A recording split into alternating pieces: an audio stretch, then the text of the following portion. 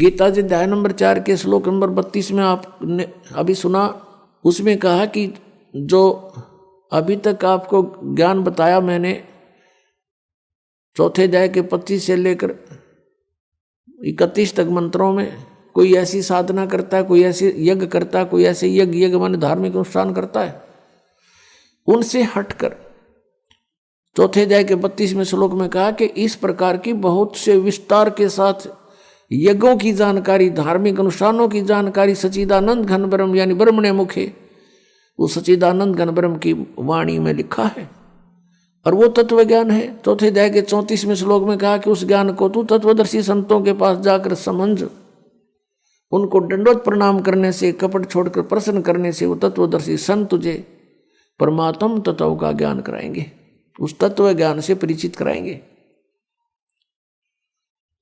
तो यहाँ 15वें अध्याय के 1 से लेकर 4 में तत्वदर्शी संत की पहचान बताई है। वो कैसा होगा? ऊर्ध्व मूलम अधः शाखम अश्वत्थम प्राहु अव्यम छंदासी यस्य प्रणानी ये तम वेद स वेदवित। ऊपर को जड़ वाला, नीचे को तीनों गुण रूपी शाखा वाला, ये एक अविनाशी पीपल का वृक्ष तुल जानो, इस संसार रूपी वृक्ष समझो, और इसके पत्ते आदि सभी विभाग हैं, छंद हैं, और यह तम वेद इस अज्ञान में छुपे हुए इस संसार रूपी वृक्ष के सभी विभागों को जो जानता है, स वेदवित, वह तत्वदर्शी संत है, वह वेद के तात्पर्य को जानने वाला। 15वें अध्याय के 1 से लेकर 4 का जो तात्पर्य है श्लोक का, कि वो तत्वदर्शी संत है और इस संसार रूपी वृक्ष की ऊपर को जड़ है, नीचे को तीनों गुण रूपी शाखा है। रजगुण ब्रह्मा, सदगुण विष्णु, तमगुण शिव जी तो शाखा है। गीता ज्ञानदाता कहता है कि इसके बारे में तत्वदर्शी संत बताएंगे। उसने केवल इतना ही कहकर छोड़ दिया है। फिर कहा कि तत्वदर्शी संत की प्राप्ति के उपरांत परमेश्वर के उस परम पद की खोज करनी चाहिए। 15वें अध्याय के 4 श्लोक में परमेश्वर के उस परम पद की खोज करनी चाहिए, जहां जाने के बाद साधक फिर लौटकर कभी संसार में नहीं आते। ये है वो वास्तव परम गति, ये है पूर्ण मोक्ष जो परम अक्षर ब्रह्म दे सकता है। ये ब्रह्म नहीं दे सकता, ये काल नहीं दे सकता, गीता ज्ञानदाता नहीं दे सकता।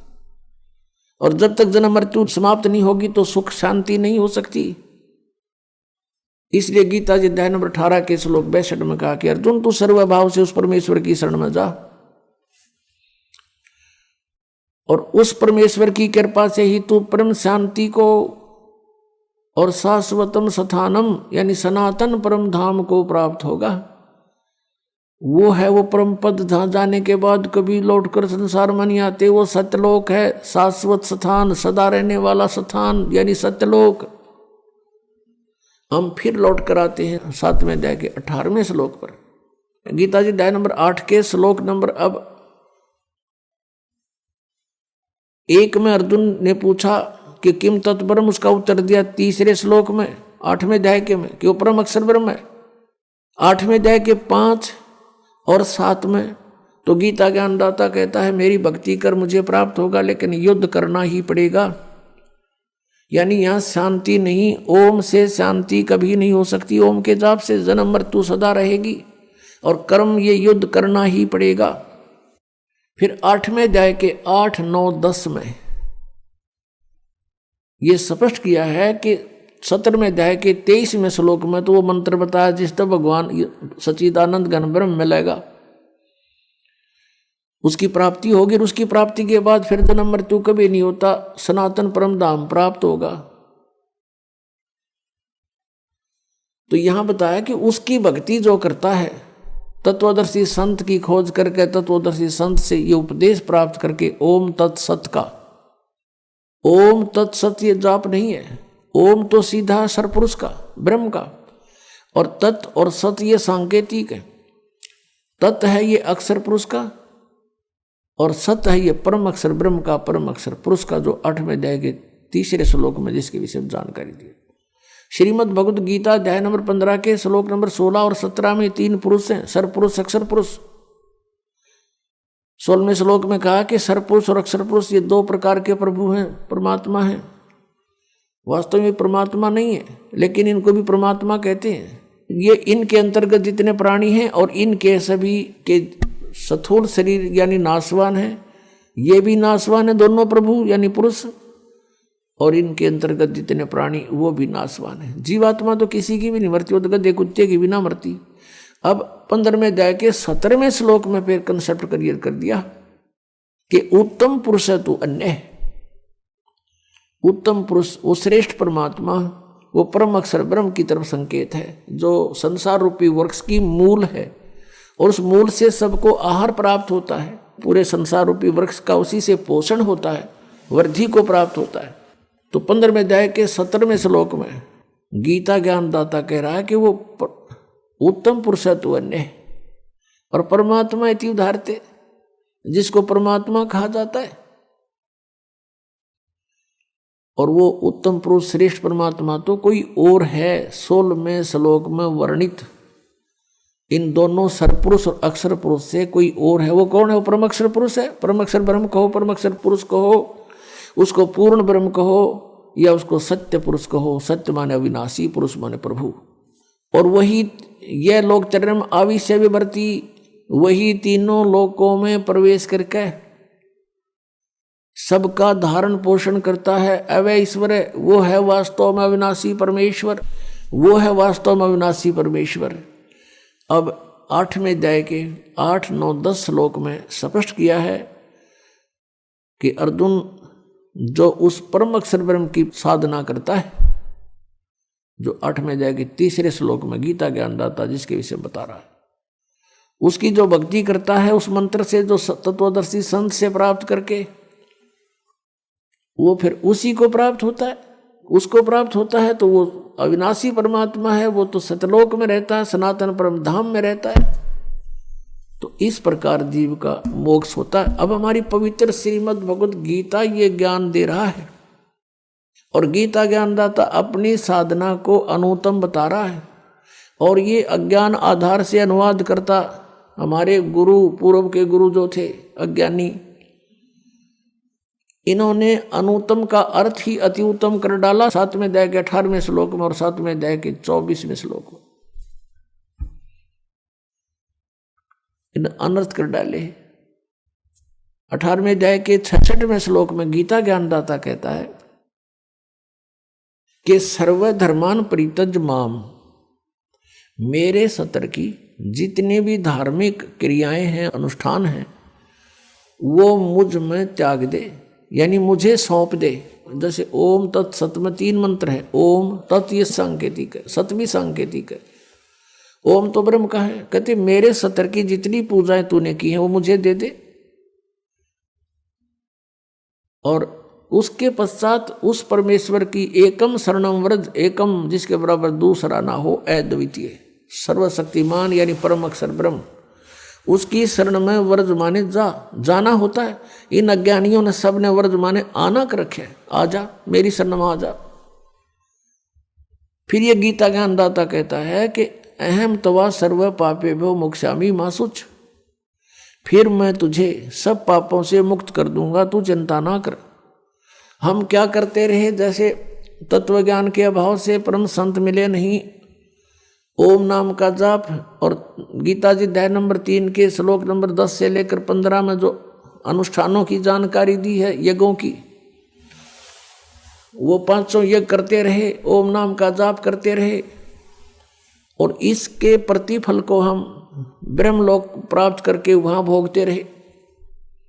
और ब्रह्मलोक में जाने के बाद फिर हम वापस जन्म मृत्यु में रहे, हमारे ऊपर ये दंड बना रहा, और पाप के आधार से हम नरक भी जाते रहे। अब जब हमें परम अक्षर ब्रह्म मिल जाते हैं, उस सतनाम के जाप से, 2 अक्षर के सतनाम के जाप से हमारे पाप नाश हो जाते हैं। और हम क्या करते रहे, पुण्य तो हम स्वर्ग में खाते, और पापों को भोगने के लिए इसने नरक बना रखा, उस नरक में हम भोगते, दुख पाते, दंड पाते, और फिर 84 लाख योनियों के कष्ट भी भोगने पड़ते। यहाँ का ऐसा विधान है। तो ये क्या कहता है कि जब तू उसकी शरण में चला जाएगा तो मेरे सतर का जो अपना पुण्य था वो बर्बाद कर देते थे, उस पुण्यों को हम इसको दे देंगे। हम इसके ऋणी हैं, कैसे ऋणी है कि इस काल भगवान ने 70 युग तपस्या करके और 64 युग एक, तब इसने ये 21 ब्रह्मांड प्राप्त किए थे परम अक्षर ब्रह्म से, इस सरपुरुष ने, सरब्रह्म ने।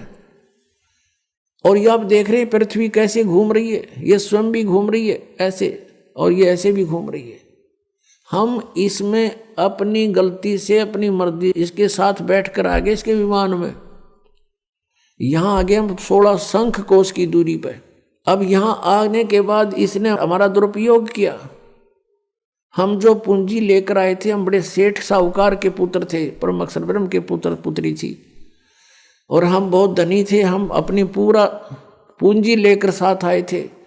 उस पूंजी को इसने टैक्स लगाया हमारे ऊपर, ऊपर स्वर्ग रखे, जैसे महास्वर्ग बना रखा ऊपर, उसमें रखे, और वहाँ के चार्जेज रख दिए, इतने चार्ज होंगे प्रतिदिन के। तो ये उससे अपना काम चला रहा है। अब जैसे इस पृथ्वी पर हम आए, ये पृथ्वी घूम रही है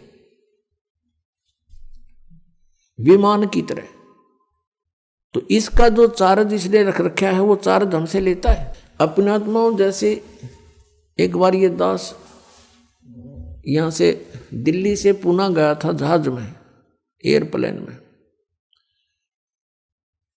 तो वहां से वहां तक का किराया लगभग 6,000 रुपये था, और उसके अंदर ही सारा चाय पानी खाना सारी व्यवस्था करते हैं। और वो 2.25 घंटे लगे वहां से दिल्ली से लेकर पुणे तक के, 2.25 घंटों के उसने 6,000 रुपये चार्ज किए। और हम बैठे इसके विमान में, किराया कितने दिन तक, तो ये कहता मेरा किराया दे मुझे, जब छोड़ूं तुझे, हम फिर इसका किराया दे देंगे इसको। अब फिर हम इसके जो पूंजी को बर्बाद करते थे वो ना करके, इसका जितना चार्ज है इस भक्ति का, इसके 70 की भक्ति का, इसको दे देंगे। फिर ये हमें गधे कुत्ते सुअर नहीं बनाएगा या बांध कर नहीं रखेगा। इसलिए 18वें अध्याय के 66वें श्लोक में ये गीता ज्ञानदाता सरपुरुष है, श्री कृष्ण में बोल रहा है, ये ब्रह्म है, ये काल है, 21 ब्रह्मांड का स्वामी है, हम इसके लोक में यहाँ रह रहे हैं। तो ये कह रहा है कि मेरे 70 की सर्वधर्मान परित्यज माम, 18वें अध्याय के 66वें श्लोक, मेरे 70 के सभी धार्मिक अनुष्ठान पूजाएं मुझे दे दे, मुझे त्याग दे, छोड़ दे, मेरा ऋण मुक्त हो, मेरा कर्जा दे।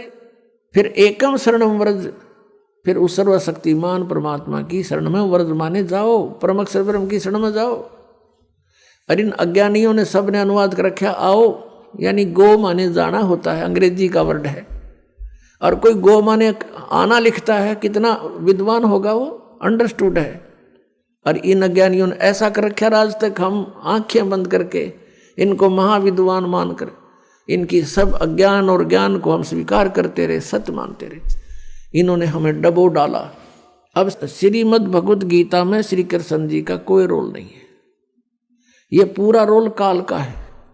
काल ये सरपुरुष है, किस ब्रह्मांड का स्वामी है, और इसने यहाँ सांप लगा हुआ 1 लाख मानव शरीरधारी प्राणियों का निताहार करने का, जिस कारण से इसने हमें अज्ञानी बना करके यहाँ बाई फोर्स रोका हुआ है, बलपूर्वक रोक रखा है। सब कार्य बलपूर्वक करवाता है। हमारे अंदर ऐसा इसने फीड कर दिए गुण कि हम ये प्राणी विवश होकर के उनके बस कार्य करता है। जैसे कोई शराब भांग पी लेता है, फिर उस जीव के बस का नहीं रहता, वो कैसी गतिविधि करे। तो ऐसे हमारे साथ इसने कर रखा है। बच्चे उत्पन्न कराता है, खाता है आप, जैसे कसाई बकरियों को इकट्ठा छोड़ देता है, वो संतान उत्पत्ति करते हैं अपनी वासना के वश होकर के, और उन बच्चों में उनकी खूब ममता भी होती है, और काल उनको कसाई खाता है और वो उनको अपने बच्चे मानते रहते हैं। यही सतीथि परमात्मा कबीर जी ने बताई कि तुम यहाँ कसाई के लोक में रह रहे हो, इस काल के लोक में रह रहे हो, और यहाँ तुम्हारी जन्म मृत्यु कभी समाप्त नहीं हो सकती, और ये दुख तुम्हें सदा बने रहेंगे। चाहे स्वर्ग में जाओ, चाहे महास्वर्ग में जाओ, इसके में वहाँ पूरा होते ही समय वापस फिर यहाँ लौट कर आना पड़ेगा।